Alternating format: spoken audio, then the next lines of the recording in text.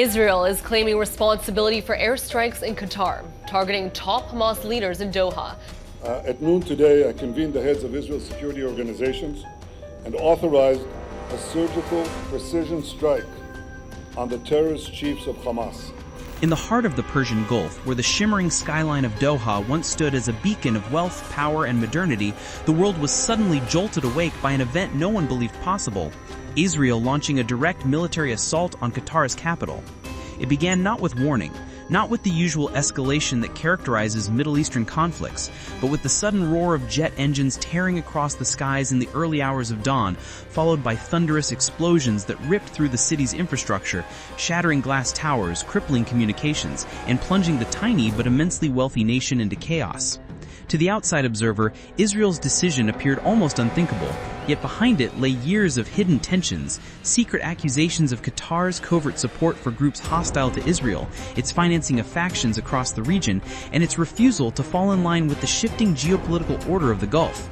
The attack was ruthless in its precision, targeted strikes on military facilities, radar stations, suspected weapons depots, and even governmental command centers in the heart of Doha. Yet inevitably, as with any strike of this scale, civilian neighborhoods bore the brunt of the destruction. Screams filled the air as residential towers crumbled, fireballs lit up the night sky, and Qatar's leadership, shocked by the audacity of this assault, scrambled to comprehend the magnitude of what was unfolding before their eyes. For decades, the world had witnessed conflicts in Gaza, Lebanon, and Syria, but never had a nation as small, rich, and diplomatically entangled as Qatar become the direct target of Israeli military power. The symbolism was devastating. Israel had not just struck a city, it had struck the nerve center of global energy, finance, and diplomacy in the Arab world, sending tremors through the foundations of international stability. Within minutes, the news flashed across screens worldwide: Israel bombs Doha. Markets panicked. Oil and gas futures spiked, and leaders scrambled emergency meetings as they realized the fragility of the balance that held the region together had been shattered in one brutal night. Qatar's famed skyline, including the Torch Tower, the Aspire Zone, and the very institutions that had hosted global summits and World Cup celebrations, was now under smoke and fire. Hospitals overflowed with casualties, communications lines jammed, and citizens fled in terror, seeking shelter wherever they could. The sheer imbalance of power was evident. Israel's advanced fighter jets, guided munitions, and electronic warfare systems overwhelmed Qatar's modest air defenses within the first hour, leaving the capital exposed to continuous waves of strikes. Civilian aircraft were grounded, Doha's international airport shut down, and the once bustling metropolis transformed into a war zone. And yet, even in those first few hours, the world could sense that this was no ordinary conflict. This was not Gaza. This was not southern Lebanon. This was Doha, headquarters of Al Jazeera, home to one of the world's largest liquefied natural gas exporters, host to thousands of American troops at Al Udeid Air Base, and a nexus of international diplomacy. The implications were staggering. Had Israel just risked a direct confrontation with the United States, whose largest Gulf base sat only miles from the explosions? Or had some quiet coordination taken place behind the scenes, a secret understanding that allowed the attack to unfold? No answers came immediately, only speculation, and the uncertainty magnified the global panic. The people of Doha, however, had no time for such analysis. They ran through the streets clutching their children, seeking water, shelter, and safety in a city that suddenly seemed incapable of providing it. Firefighters, overwhelmed and under-equipped for such sustained bombardment, battled in vain against collapsing buildings. The skyline that had once been a jewel of Arab ambition now lay scarred by black smoke and flames. International media scrambled to cover the unfolding horror, but even Al Jazeera, whose headquarters were based in Doha, struggled as power outages, damaged infrastructure, and the chaos of war disrupted their ability to broadcast.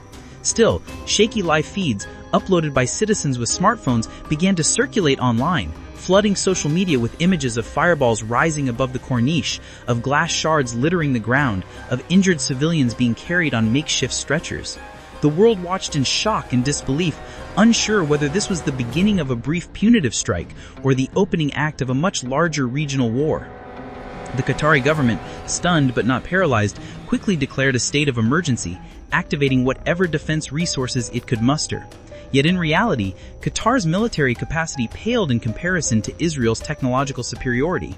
While it possessed modern equipment purchased from the United States and Europe, including advanced air defense systems, the sheer speed and intensity of the Israeli assault left little room for an organized counter-response. Still, anti-aircraft batteries lit up the skies as the Qatari forces attempted to defend their capital, their missiles streaking upwards, some managing to intercept incoming threats, but far too few to prevent the widespread devastation. Civilians huddled in underground car parks and metro stations, their fear compounded by the uncertainty of how long the bombardment would last. For the first time in modern history, Qatar, the nation known for its wealth, luxury, and soft power diplomacy, was facing existential threat on its own soil. In Washington, alarms blared at the Pentagon. The U.S., caught completely off guard, found itself in a diplomatic nightmare. Its closest ally, Israel, had just attacked the very nation that hosted its largest Middle Eastern airbase. Within hours, emergency consultations were underway. American generals worried about the safety of their forces in Al Udeid Air Base, fearing that the base itself might become a secondary target in the unfolding chaos. Politicians scrambled to craft a response, while oil and gas executives stared at screens showing energy prices skyrocketing, realizing that the global economy was about to spiral into a crisis unlike anything seen in decades. Across the region, reactions were swift and polarized. Iran issued a fiery condemnation, promising that Israel would pay a price for its aggression and warning that any further escalation could ignite the entire Gulf. Turkey, long an ally of Qatar, declared its solidarity and hinted at possible intervention. Saudi Arabia and the United Arab Emirates, often at odds with Qatar, remained conspicuously silent, their leadership caught between long-standing rivalries with Qatar and the undeniable danger of a regional conflagration that could engulf their own borders. Egypt called for an emergency Arab League meeting, though few believed the fractured organization could mount a unified response. On the streets of Arab capitals, from Cairo to Amman to Baghdad, protests erupted, with chants condemning Israel and demanding action from leaders who seemed either paralyzed or unwilling to respond decisively. Yet for all the outrage, the reality was that Israel had calculated its move with chilling precision. By striking Doha directly, it had not only punished Qatar for years of financial and political maneuvering that undermined Israel's security interests, but also sent a message to every government in the region: no state, no matter how wealthy or well-connected, was beyond its reach. The strategic gamble was immense, but so too was the message it conveyed. Israel was willing to expand its battlefield to bring the war to places once thought untouchable. And as the sun rose over Doha, revealing the smoke, the rubble, and the stunned faces of its citizens, the world realized that the Middle East had just crossed a threshold from which there might be no return.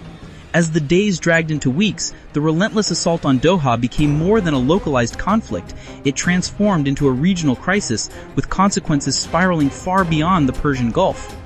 Israel, claiming to have dismantled Qatar's alleged terrorist financing networks and neutralized its intelligence capabilities, continued to strike selectively at remaining infrastructure, but by this stage, the operation had already morphed into a humanitarian disaster that horrified the world.